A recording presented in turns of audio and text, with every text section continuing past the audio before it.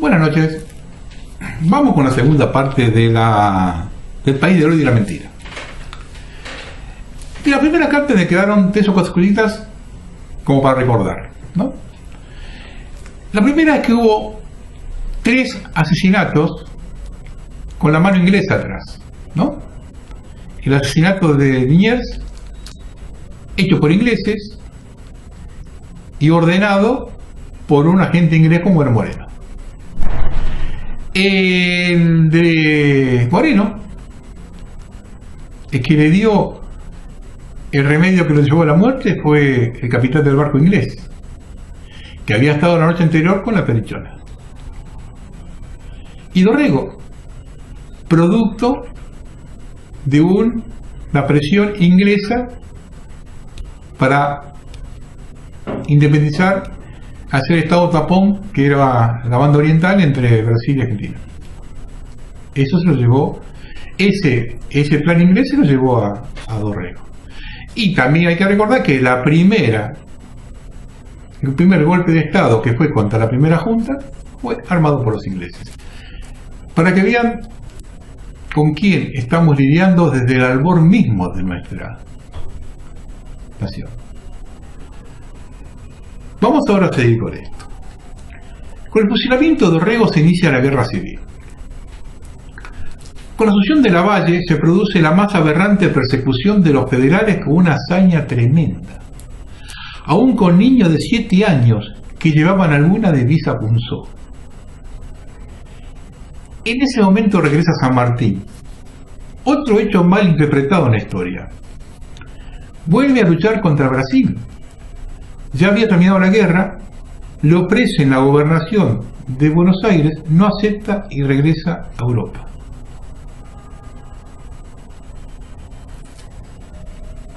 Y yo quiero hacer un pequeño detalle acá, porque una de las cosas más manoseadas que hay, más sobre todo ahora, es este famoso regreso de España de San Martín a poner su espada al servicio de la Argentina.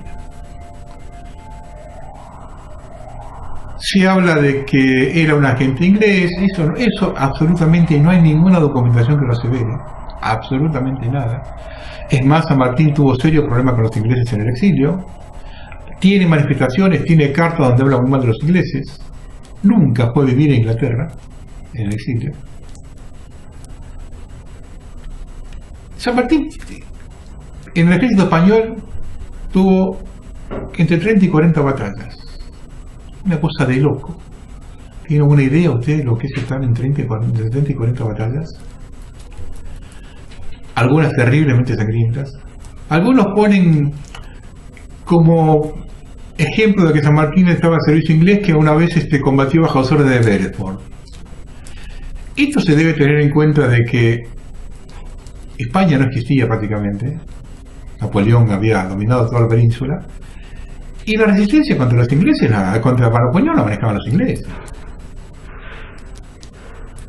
De hecho, en la campaña, en la guerra de Waterloo, el que estaba a cargo del ejército aliado que combate contra Napoleón era inglés. De ahí, con San Martín combatieron un montón de españoles al servicio de Inglaterra. Entonces tenemos que decir que ahí había montones de agentes ingleses combatiendo ahí. Y no se puede agarrar de cualquier cosa uno. San Martín ya no tenía mucho más que hacer en España. Ya Napoleón había tomado toda la península. Quedaba solamente chiquitito la Junta de Cádiz. Ya no quedaba más nada que hacer allá. Ya San Martín tenía 20 y pico de años, 20 años casi tenía de milicia, con 30, 40 batallas encima. Y nació un movimiento independentista en Buenos Aires, en Argentina. Yo creo que él vino... A ver, yo en el tema ese lo vi bastante. Da la impresión como que viene a trabajar acá pensando que tenía más por venir que en España. Venía con algunos pergaminos de allá y que acá venía. De hecho, vino acá y enseguida le dieron mando de tropas y un montón de cosas que en España no tenía. La vocación, digamos, de la independencia, hasta cierto punto, podía haber, había gente que estaba al lado de él, que estaba muy en eso. Pero la masonería también es relativo. Yo he escuchado conferencias, vamos a discutirlo a muerte. con conferencias con unas pruebas impresionantes de que no era masón San Martín. Bueno, está bien. Ahora dice que aparecieron algunas cosas, ¿de acuerdo? Ahora, los militares españoles, a raíz de la guerra contra Napoleón, que tenían que estar permanentemente escondidos y en el secreto, eran muy aspectos a construir pequeñas logias. No quiere decir que todas eran masónicas. San Martín tiene muchas reglamentaciones que dictó en sus gobiernos, con sus ejércitos, donde ponía toda la vocación de la Iglesia Católica, algo que para la masonería es mala palabra. Llegó a poner bandos muy severos contra quien se opusiese a la religión católica. Yo no estoy tan de acuerdo con esa versión oficial que buscan ahora de tratar de sacar los puntos de referencia. Sigamos. Cuando vuelve San Martín, como no quiere desembarcar, porque ya el problema había pasado y había sucedido lo del supresamiento de Dorrego, la prensa unitaria lo trata de cobarde. En una carta a O'Higgins, fechada en Montevideo el 13 de abril de 1829, San Martín explica sus razones. Escuchen con atención. El objeto de Lavalle era que yo me encargase del mando del ejército y provincia de Buenos Aires y transase con las demás provincias a fin de garantir por mi parte y por los demás gobernadores a los autores del movimiento del 1 de diciembre que instituyó a Dorrego. Pero usted sabe que en el estado de exaltación a que han llegado las pasiones es imposible reunir los partidos en cuestión sin que quede otro arbitrio que el exterminio de uno de ellos. Por otra parte, sabemos que los autores del movimiento del 1 de diciembre son Rivadavia y sus satélites. Y a usted le contan los inmensos males que estos hombres han hecho a este país y al resto de América con su infernal conducta. Si mi alma fuera tan despreciable como la suya, yo aprovecharía esta ocasión para vengarme de las persecuciones que mi honor ha sufrido de estos hombres. Pero es necesario enseñarles la diferencia que existe entre un hombre de bien y un malvado. Antes de partir definitivamente hacia Europa, le dice a Iriarte: sería un loco si me mezclase con estas calaveras. Entre ellos hay alguno, y Lavalle es uno de ellos, a quien no he fusilado de lástima cuando estaba a mis órdenes en Chile y Perú. Son muchachos sin juicio, hombres desarmados. Miren cómo lo conocía. Observando las matanzas de uno y otro era absurdo quedarse, tirar abajo el prestigio y no salir vivo. Era como entregar la vida sin tener en claro por qué causa.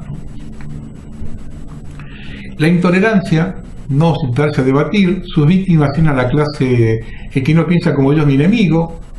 Los federales cargaron con toda la culpa porque sus víctimas eran de la clase acomodada, pero los unitarios masacraron a la plebe igual o peor. Alguien que está en el pedestal de la civilización, José María Paz.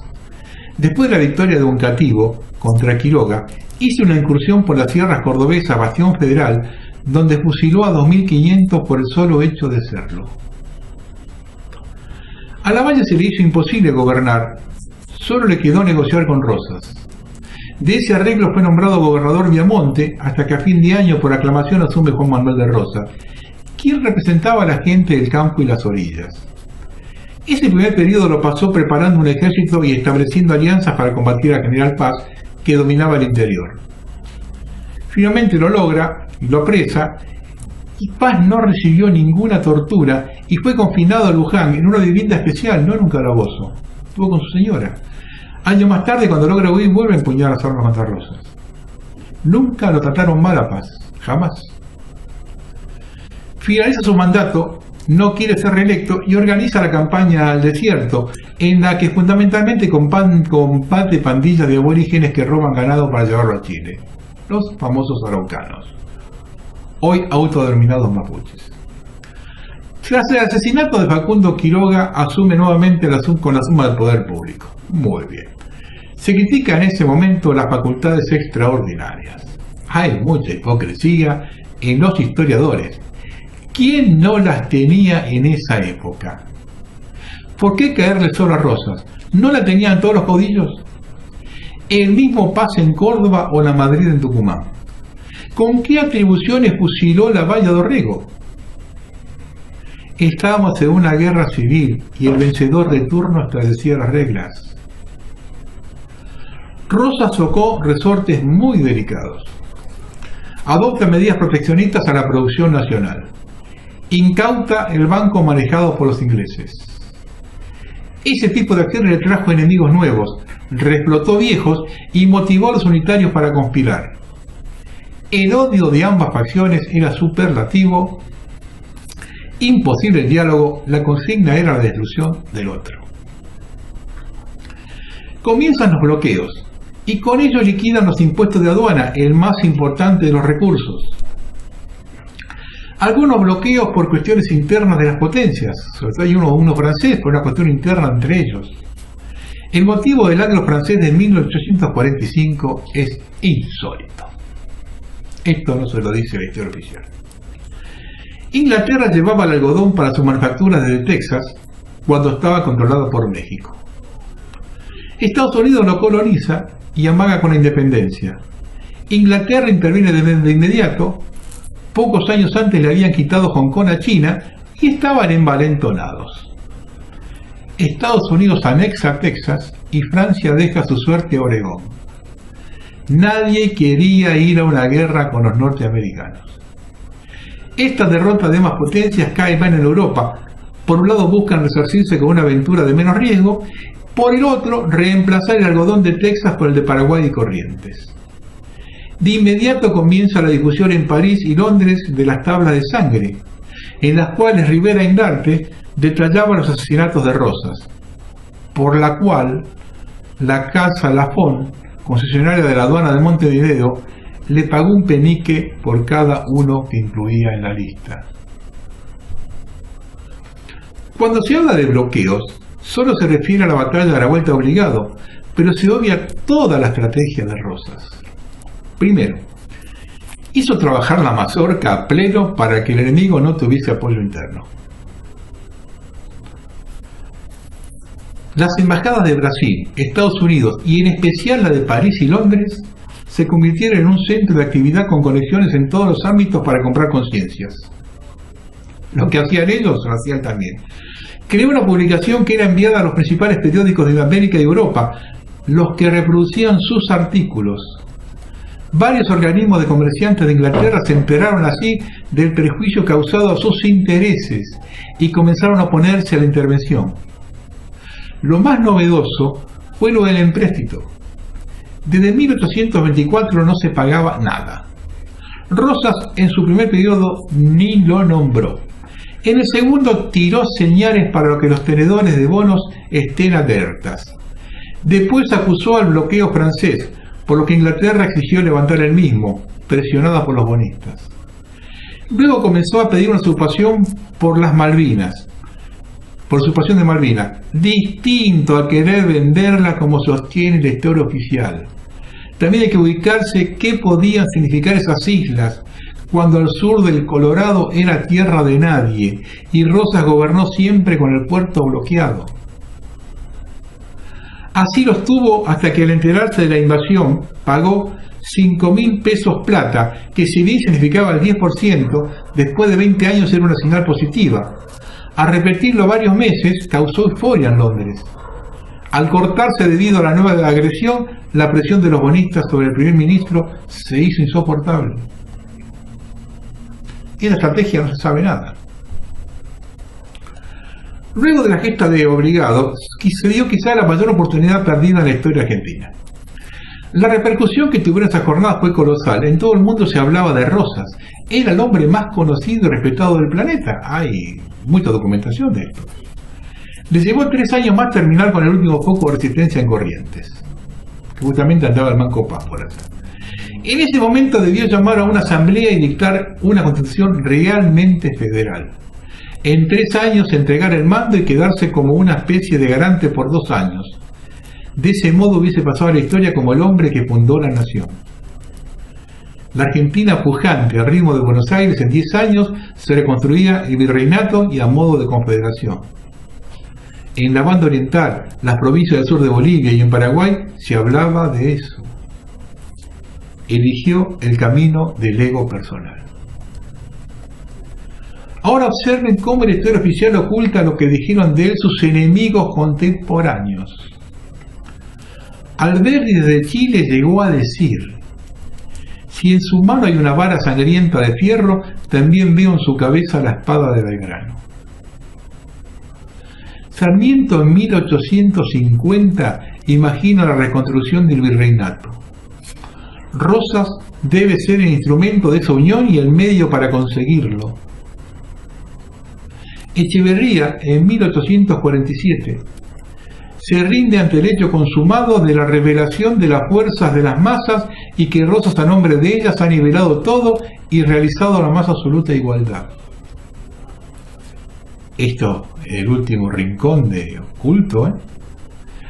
Rosas no se dio cuenta. Es lo que le pasa a los dictadores que se creen omnipotentes. No reciben consejo de nadie, ya sea por su obsecuencia o miedo que tome el consejo como una manifestación de disidencia y quede apartado de sus favores. Esa conducta le costó la traición de Urquiza, que pudo ser evitada. Los brasileños, ante la posibilidad de reconstruir el virreinato, estaban locos, más aún si se constituía una confederación hispanoamericana tan grande como Brasil. Siempre tuvieron una idea fija del control del Río de la Plata. Pues bien, querían invadirla para cargar contra Rosas. Oribe sitiaba Montevideo y Urquiza comandaba el ejército de operaciones con base en Entre Ríos. Ya le había dado un dolor de cabeza a Rosas durante la guerra con Corrientes, al tomar decisiones sin consultar con don Juan Manuel, y Rosas se hizo el desentendido. Don Justo, por encima de todo, buscaba su propio interés. Tomó el gusto cuando manejó los derechos de aduana de mercantes que navegaban por el río Uruguay, haciendo una gran diferencia. El problema se le presentó cuando por allí se abastecía Montevideo, bloqueada por la confederación a la que él pertenecía. Rosas tomó medidas con la navegación, generales para todos, pero que perjudicaban a Urquiza. La traición de Urquiza es inadmisible.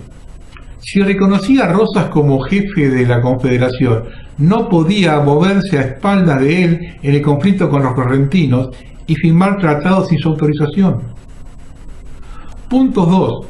Que sacase ventajas personales o para su provincia en el movimiento fluvial por el río Uruguay es comprensible, pero que lucre violando el bloqueo de Oribe a Montevideo es rastrero y lo pinta de cuerpo entero.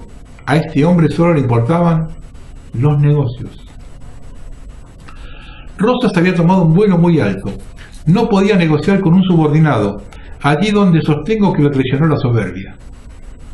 Había doblegado a las dos potencias imperiales, no le entraba a pactar con alguien inferior, menos aún entendía que Urquiza pactaría con el enemigo, enfrentando a la confederación. Ahora, lo de Urquiza es patético.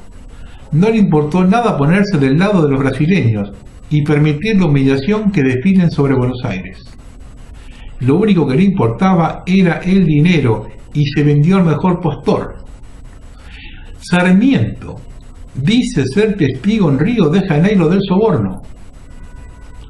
Además, en hechos posteriores con el bloqueo a Paysandú o la guerra de la Triple Alianza, también se vendió y eso lo llevó a la muerte. No impidió la entrada triunfal a Buenos Aires del ejército brasileño el mismo 20 de febrero, aniversario de la victoria de Ituzaingó. Se lo pidieron por favor a Urquiza que no lo autorice, y Urquiza no pudo hacerlo. En ese desfile, Sarmiento participó vistiendo uniforme del ejército francés. Era el triunfo de la civilización sobre la barbarie.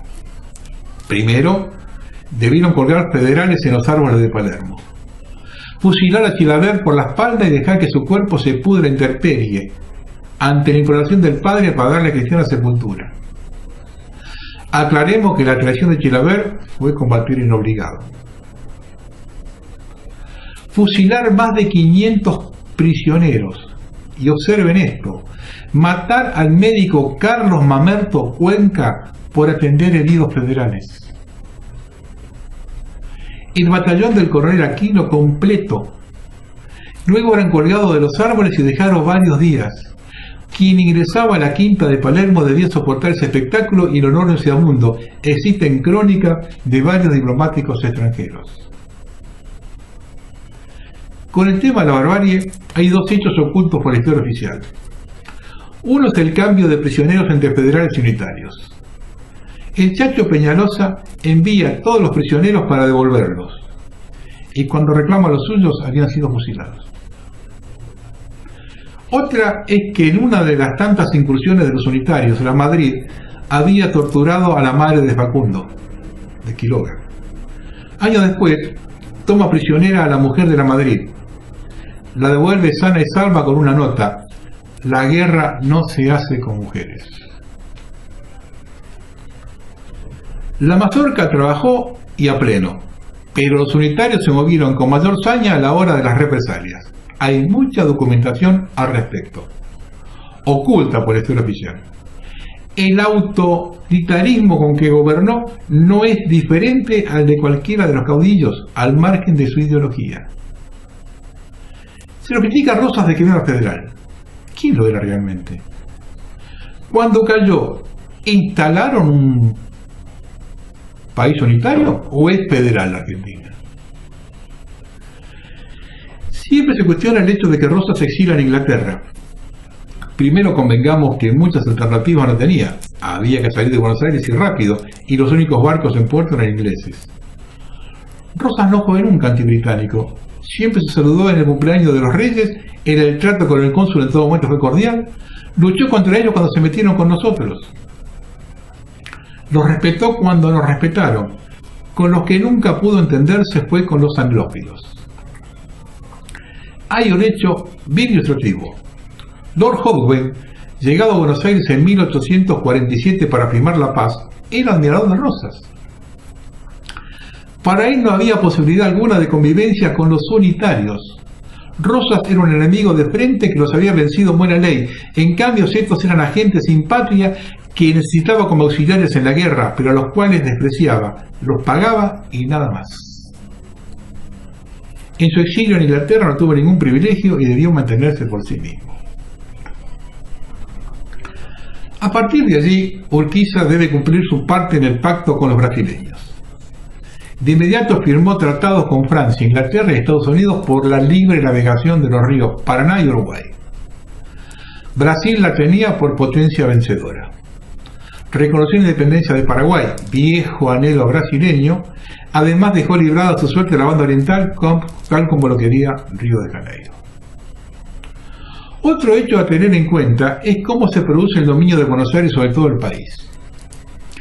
En cuanto Urquiza quiso poner la aduana al servicio de la Confederación y quitar privilegios a Buenos Aires, la oligarquía porteña reaccionó. Es un hecho fundamental y fundacional. En los motivos de la revolución debemos tener en cuenta los saqueos y tropelías cometidos por la tropa de Urquiza. Había cierta desconfianza en la ciudad, sus delegados rechazaban el acuerdo de San Nicolás que la ponía a la provincia en pie de igualdad con las otras. Era demasiado. Una vez que Urquiza abandona la ciudad para presidir el Congreso Constituyente de Santa Fe, le pegaron el zarpazo. Valentín Alsina hace el gasto, pero Mitre se monta enseguida. Debemos reconocer la capacidad que tuvo para relacionar la idea de libertad surgida en Caseros con la causa del progreso contra la barbarie que representaban los caudillos del interior. Fíjese cómo rajó la cosa Mitre. Este hecho acentuó los sentimientos antiporteños que estaban adormecidos con Rosas. Buenos Aires era la ciudad más próspera y a partir de la base dejada por Rosas, crece sin pausa. El resto del país se organizaba bajo una constitución, pero languidecía económicamente. En tanto, Buenos Aires crecía cada vez más. Urquiza toma la decisión de avanzar sobre la ciudad, vence en Cepeda en 1859, negocia con el derrotado Mitre cambios en la Constitución y compartir los derechos de aduana. Buenos Aires no respeta los acuerdos y en 1861 Mitre lo derrota en Pavón. Hay como un halo misterioso en esa batalla. Urquiza se retira sin estar definida. Más aún, su caballería había arrollado a los porteños. Aquí hay otra vergüenza oculta por la historia oficial. Otra traición de Urquiza, dejando a merced de las tropas de Mitres el ejército federal. Solo llevó a sus 4.000 entrerrianos. Este avance se hizo a sangre y fuego. Es una de las páginas más negras de nuestra historia. Todo aquel que tuviese una divisa punzó era degollado, al igual que los desertores, agravado porque la mayoría de esos degüellos fueron realizados por mercenarios traídos de Sicilia.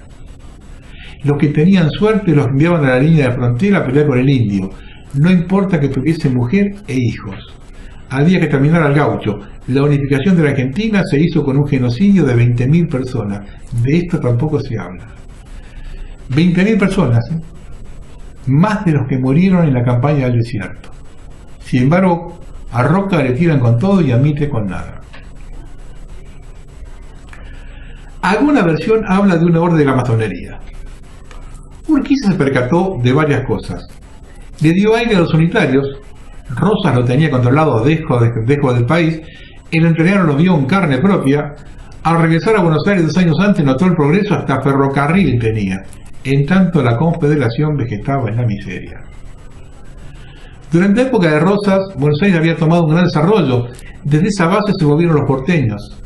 Además, allí estaban los ciudadanos más ilustrados, con decir que Urquiza no pudo armar una Corte Suprema. Para los comerciantes extranjeros, Argentina era Buenos Aires, el resto venía por descarte. Un hecho importante eran las deudas, solo los unitarios garantizaban el cobro.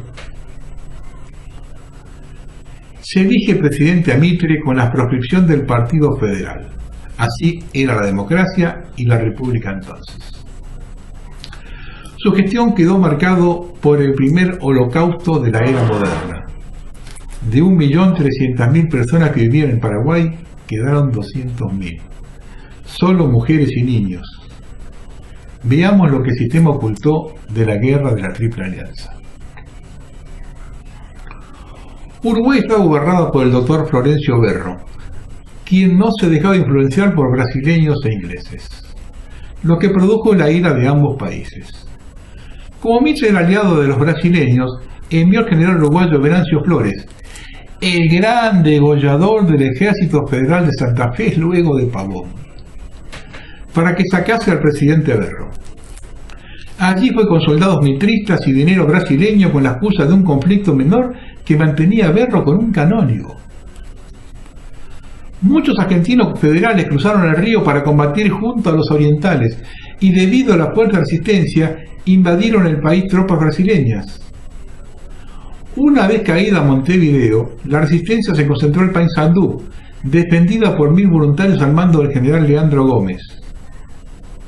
Urquiza impidió el paso de los argentinos que querían ir a combatir, con la promesa de su intervención, conformando una nueva traición. Por casi 2 millones de francos oro, derivado de la compra de todos los caballos entrerrianos, se quedó quieto con la promesa que quería liberar Paysandú. 30 días resistieron hasta que la ciudad, rodeada por 20.000 soldados brasileños y 15 modernos barcos completamente artillados abastecidos en Buenos Aires. Finalmente Paysandú cayó y fueron fusilados todos los defensores con Gómez a la cabeza. Esto provocó la reacción de Solano López en Paraguay. Para 1860, Francia e Inglaterra importaban 3 millones de fardos de algodón para su industria textil desde el sur de Estados Unidos. Al comenzar la guerra civil en el país del norte, suena la alarma en Europa. Los estados algodoneros adelantan 165 millones, los que he volcado a la guerra, ya que Inglaterra consideró que era posible ganarla. La realidad fue otra. En 1864 solo se exportan 23.000 fardos, lo que provoca un colapso en los centros algodoneros. 250.000 obreros entran en huelga y otros 165.000 trabajan 4 horas. Comienzan los disturbios en Europa, junto a grandes pérdidas en la bolsa. Gran Bretaña sale a buscar nuevos mercados productores por todo el mundo, enviando al consulado de Rosario al doctor Thomas Hutchinson, médico y geógrafo. Luego de un intento en Santiago del Estero, no la considera apta, mira hacia Paraguay. había una valla. Gobernada por el mariscal Francisco Solano López, aún no había abierto las puertas al liberalismo económico. Era el país más avanzado de América. Debido a las guerras civiles, los continuos enfrentamientos entre argentinos y brasileños y los bloqueos anglo-franceses, durante 50 años se cerró en sus fronteras. Eso produjo el desarrollo de su siderurgia, industria textil, de materiales de construcción y otros afines, hasta ferrocarril poseía. Contaba con una flota fluvial y de ultramar construidas en el astillero de Asunción. Puentes, canales de riego, represas y puentes para cosechar 2 veces al año. Todo esto producido por un Estado que administraba el 100% de la economía proteccionista y cerrada al exterior, alentado por una vieja tradición jesuítica. Lo más importante es que el país más progresista de América construía su futuro sin inversiones extranjeras, sin empréstitos de la banca inglesa y sin las bendiciones del comercio libre, inaceptable para los ingleses. También tenía al hombre justo en el momento justo, en el lugar justo. Solano López, quien no siguió los consejos de su padre acerca de evitar los conflictos con sus vecinos, en especial Brasil. Este hombre cometió errores gravísimos. Primero, no se percató de los cambios que se habían producido en la región. Paraguay pudo mantener su independencia mientras duró la guerra civil en Argentina. Una vez que nosotros nos manejamos como nación, el escenario cambió. Si bien en algún momento tendría la provocación, la lógica determinaba una guerra defensiva. Para esto estaban preparados. Subestimó a los adversarios y sobreestimó sus propias fuerzas. Lo envalentonó algunas victorias menores en el Mato Grosso. Eso lo decidió a invadir Corrientes, pese a la negativa del gobierno de Mitre. Ese hecho derivó en la firma secreta del Tratado de la Triple Alianza entre Argentina y Uruguay y Brasil, financiada por el Banco de Londres, la Baring Brothers y la banca Rothschild. Era tanta la injerencia británica que el embajador de Buenos Aires se sentaba en la mesa durante la reunión del gabinete de Mitre con sus ministros. La deuda de los 3 países al terminar la guerra era varias veces millonaria. Paraguay ni hablar. Le metieron empréstitos e indemnizaciones de guerra como para que no se levante más, además de perder la mitad del territorio y privatizar tierras y empresas. Solano López invade Corrientes pensando que el litoral se iba a levantar por los lazos de sangre y la inquina contra los porteños. Pero Urquiza estaba en otra cosa, cerrando negocios de exportación con Inglaterra. El 2 de enero de 1863 firmó un contrato con el Banco de Londres para la venta en el mercado británico de cueros, lana, cebo, cenizas y huesos. El intermediario en estos negocios es José Gregorio Lezama, futuro proveedor de Mitre para el ejército durante la guerra. Solano López era ingenuo en las relaciones exteriores, déspota y sanguinario con su pueblo. Miles de paraguayos fusiló, mandó descuartizar, sembró el terror en su país. Esto también hay que decirlo. Cuando se percató de que la guerra estaba perdida, imaginó una conspiración. Debido a ello ordenó miles de ejecuciones en el ejército, 2 hermanos, 2 cuñados, ministros, oficiales militares y 500 extranjeros, varios diplomáticos. Ordenó matarlos con lanzas para ahorrar municiones y enterrar en fosa común. Por razones políticas los cuerpos de oficiales habían sido abandonados. A raíz de eso el mejor ejército de América no tenía conducción especializada ni entrenamiento acorde. La muestra de ello la tuvo cuando se encontró con su par brasileño luego de cruzar Corrientes. Perdió la mitad de las tropas, las mejores armas y artillería. A partir de ahí la guerra fue defensiva, no tenía reposición del armamento perdido. La resistencia del interior a la guerra estuvo a cargo de Felipe Varela. Un detalle a tener en cuenta es que lo venció Taboada, quien negociaba con los ingleses la siembra de algodón en Santiago del Estero, donde se llegaron a hacer obras de canalización en el río Salado. Hay 2 hechos vergonzosos en la guerra. Una fue la firma en secreto del Tratado de la Triple Alianza, ventilado por la prensa inglesa. Ay, los amigos de Mitre, jodete. Que produjo un escándalo en el resto de América. De todos los países pidieron el cese de fuego inútilmente. El otro una infamia. Se hace aparecer a Paraguay como país agresor al invadir Corrientes de forma alevosa cuando meses antes el ministro paraguayo le hizo llegar a su par argentino la declaración formal de guerra ocultada deliberadamente por Mitre.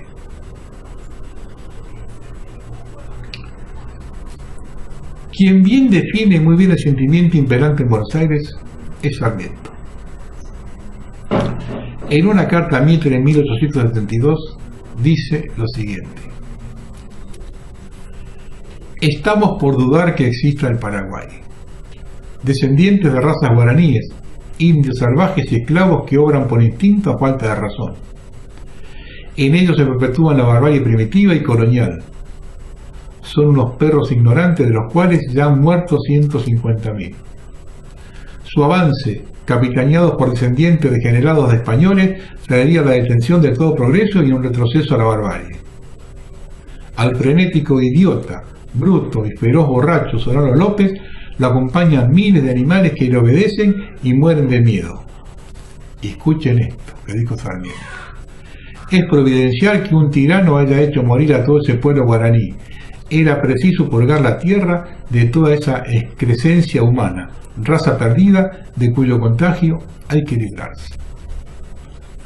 Pero para morir, Sarmiento eligió Paraguay. Buenas noches.